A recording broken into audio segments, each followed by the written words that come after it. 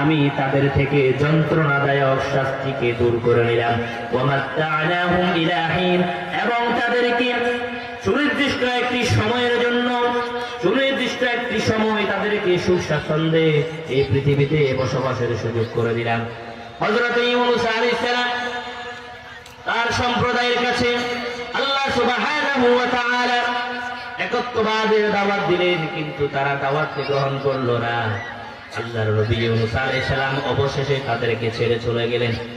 ইউনূস আলাইহিস সালাম যখন ছেড়ে চলে গেল, কওমের লোকেরা, সম্প্রদায়ের লোকেরা বুঝতে পারল আল্লাহর নবী যেহেতু আমাদেরকে ছেড়ে চলে গেলেন, আল্লাহর আযাব যে কোনো মুহূর্তে আমাদেরকে ধরতে পারে। এজন্য তারা খোলা ময়দানে চলে গেলেন। তাদের পশুগুলো থেকে পশুর বাচ্চাগুলোকে তারা আলাদা করে ফেললেন, এক জায়গায় নিয়ে আসলেন এবং হুইলের কাপড় পরে তারা খোলা ময়দানে চলে গেলেন। 40 দিনের মতো তারা সেখানে খোলা ময়দানে কান্নাকাটি করলেন, তাওবা ইস্তিগফার করলেন। আল্লাহ রাব্বুল আলামিন বলেন, কাশাফনা আনহুম আযাবাল খিজি ফিল হায়াতিদ দুনিয়া।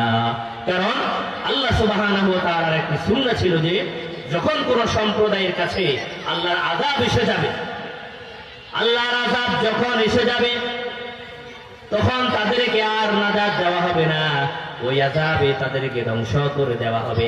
যেমন নূহ আলাইহিস সালামের সম্প্রদায়, আল্লাহর আযাব এসে গেছে আর তাদেরকে নাজাত দেওয়া হয় নাই, তাদেরকে ওখানে প্লাবনে ধ্বংস করে দেওয়া হলো।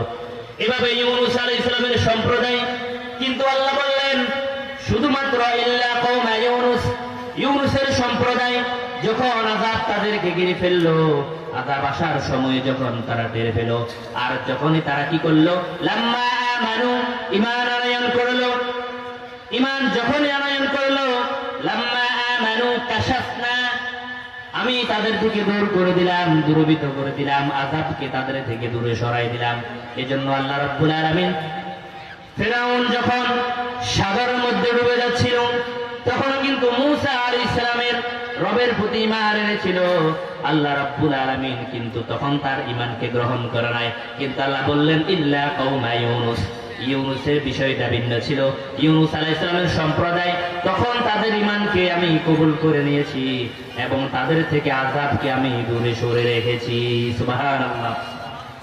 এজন্য বান্দাদের কাছে যখনই কোনো নবী রাসূল পাঠানো হলো, ইউনূস আলাইহিস সালামের সম্প্রদায় তাকে অগ্রাহ্য করেছিল, তাকে অবহেলা করেছিল, তাকে অমান্য করেছিল, আল্লাহ আযাব দিয়েছিল।